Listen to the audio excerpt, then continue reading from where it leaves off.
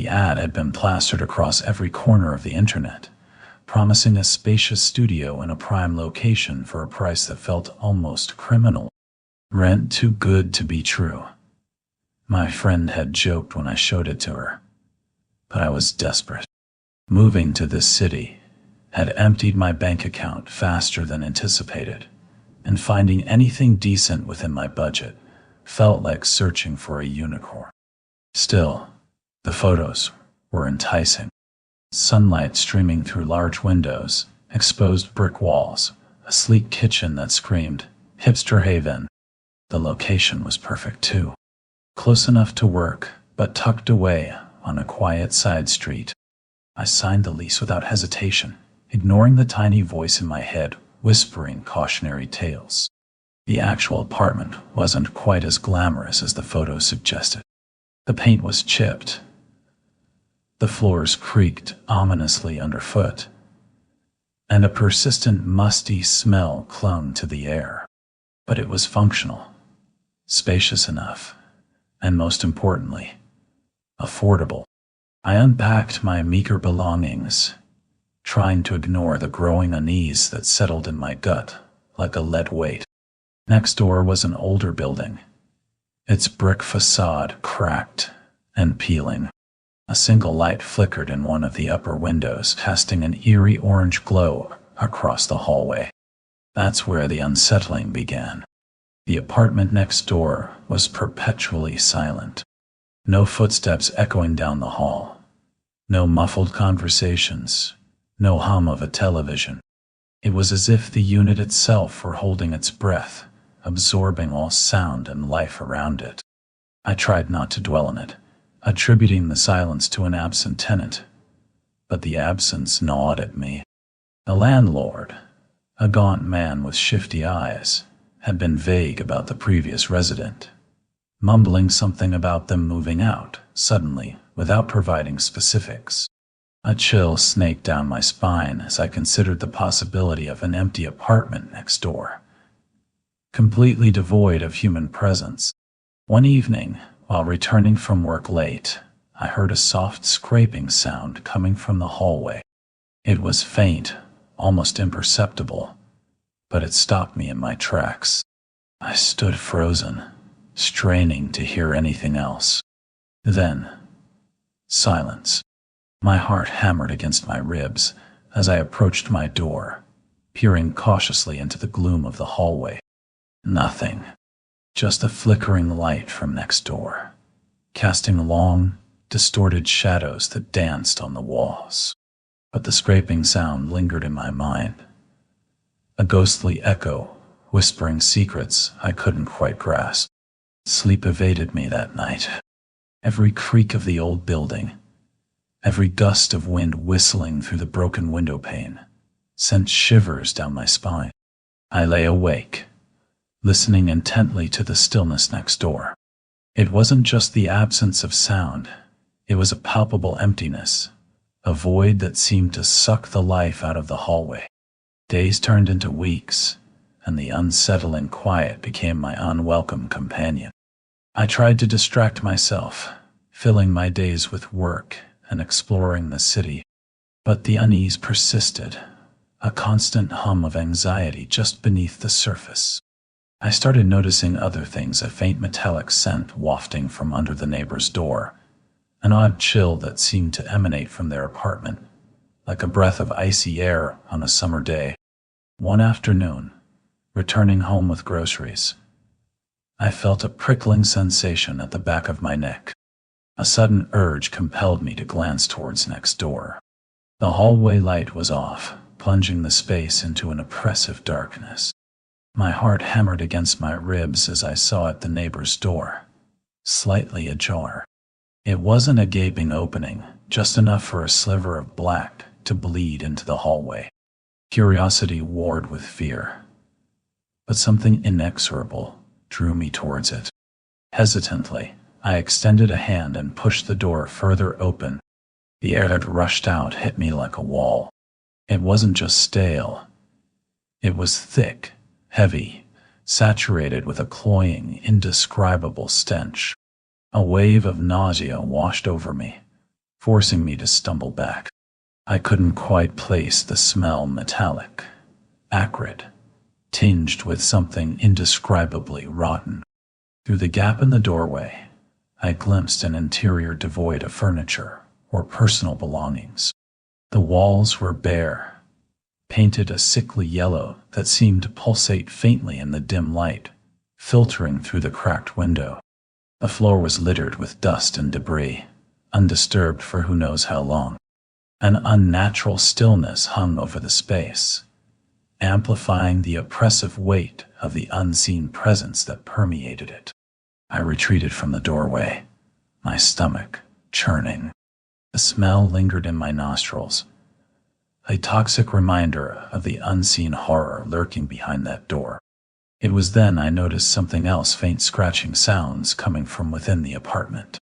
Not the rhythmic scraping I had heard before, but a more frantic, desperate clawing against some unseen barrier. A wave of primal fear washed over me. My rational mind tried to dismiss it as rodents, or maybe drafts playing tricks on my senses. But the sheer intensity of the sound, coupled with the oppressive atmosphere, was undeniable. Something was in there, trapped and agitated, its muffled cries echoing through the silent apartment like a desperate plea for escape. Sleep became an impossible dream. Every night, the scratching resumed, growing louder, more frantic, punctuated by sudden, chilling silence that intensified the sense of dread. I tried everything to drown out the sound: earplugs, white noise machines, even blasting music, but nothing worked. The scratching seeped into my dreams, turning them into nightmares filled with unseen claws and suffocating darkness. One morning, unable to bear it any longer, I decided to confront the source of the noise. Armed with a flashlight, I cautiously approached next door, heart pounding in my chest. Taking a deep breath, I pushed open the door wider than before, stepping tentatively into the unsettling stillness. The air was thick and oppressive, carrying that same sickly sweet stench that had haunted me since I first glimpsed inside. My flashlight beam cut through the gloom, illuminating dust motes dancing in the stale air. The scratching sound had stopped, replaced by an unnerving silence that seemed to amplify every creak of the ancient building. My eyes darted around the empty room, searching for anything out of place. Then, I saw a faint whisper scrawled on one of the bare walls, barely visible beneath a layer of grime. It wasn't written in any language I recognized, but the symbols pulsed with an unsettling energy, as if they were alive, writhing like insects trapped beneath glass. A wave of icy terror gripped me. This was no ordinary empty apartment. Something else resided here, something ancient and malevolent, its presence seeping into my reality, whispering warnings in a language I couldn't understand, but desperately needed to decipher. The strange symbols on the wall haunted me. I tried to rationalize them away. Maybe some bizarre graffiti left by a previous tenant, an artistic statement gone awry. But deep down, I knew they were more than that. They pulsed with an unnerving energy, their alien shapes seeming to shift and writhe whenever I looked at them. Sleep became impossible. The scratching had ceased, replaced by an oppressive silence broken only by the whisper of drafts through cracks in the walls. It felt as though the apartment next door was watching me, breathing with a slow, measured rhythm that mirrored my own panicked heartbeat. Driven by a compulsion I couldn't explain, I began researching ancient languages, obscure scripts, anything that might shed light on the symbols.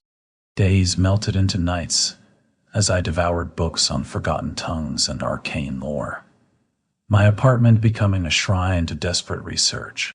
One rainy afternoon, hunched over a tattered tome in a dimly lit bookstore, I stumbled upon a passage describing a long-lost civilization known as the Zena Ari.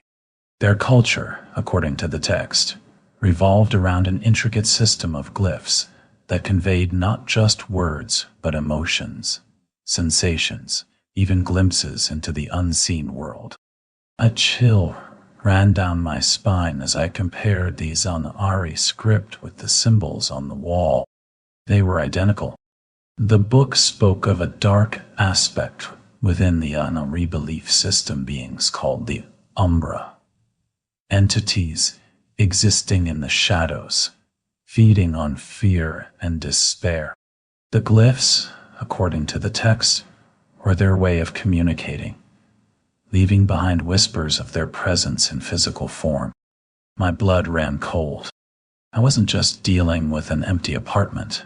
I was sharing my building with something ancient and malevolent, something that fed on my growing terror.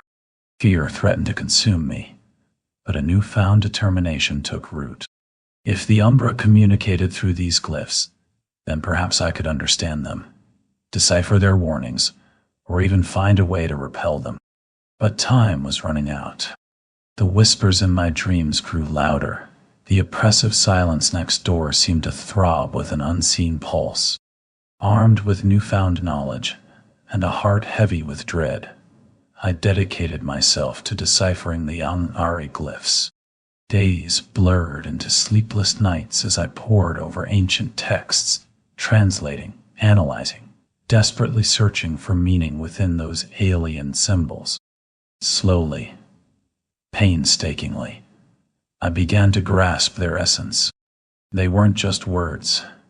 They were fragments of emotions, glimpses into a world beyond our comprehension. The Umbra, the book revealed, weren't malevolent in the conventional sense. They weren't demons with horns and pitchforks.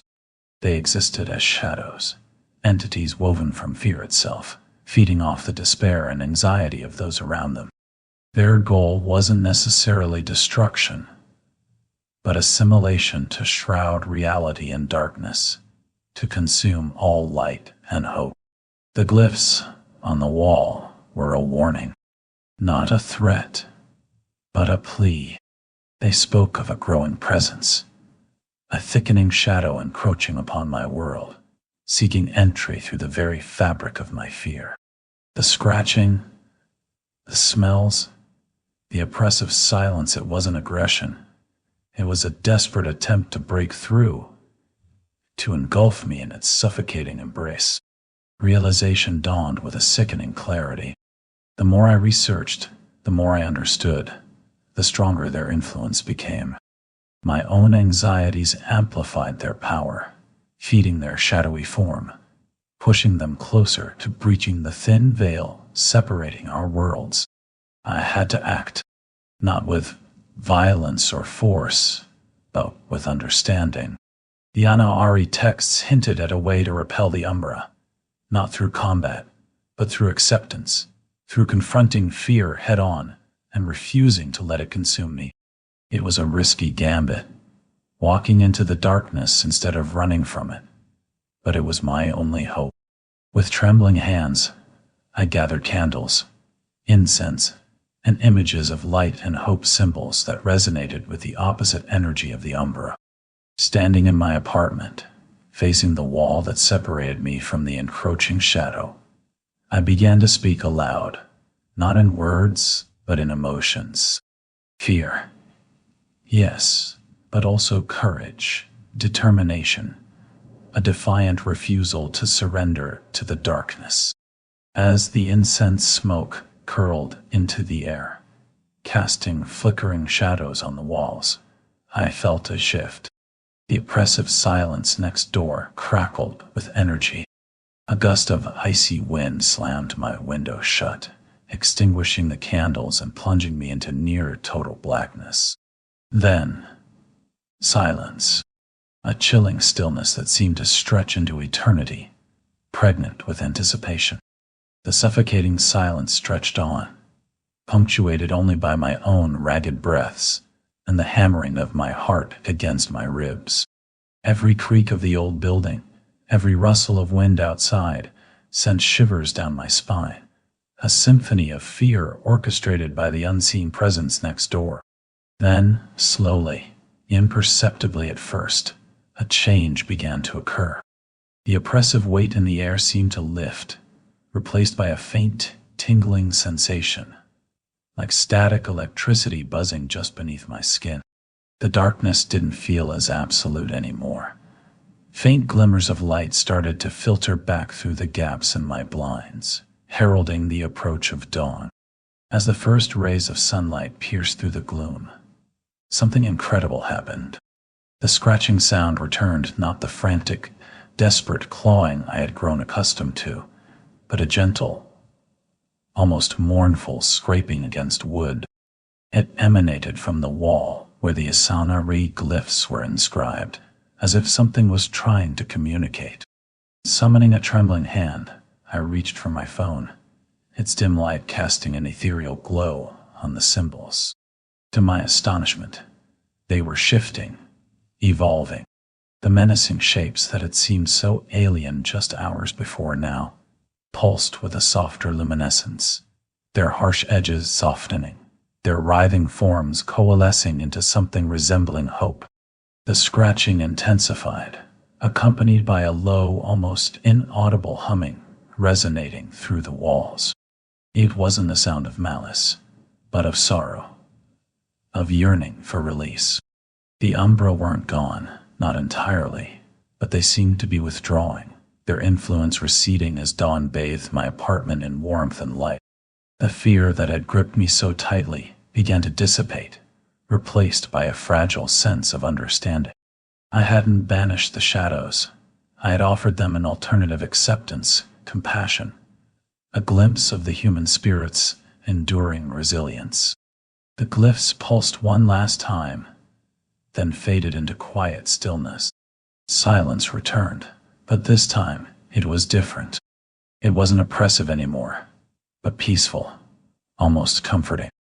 The apartment next door remained empty, its eerie stillness no longer unsettling, but somehow expectant, as if the unseen presence that resided there had retreated, not in defeat, but in contemplation.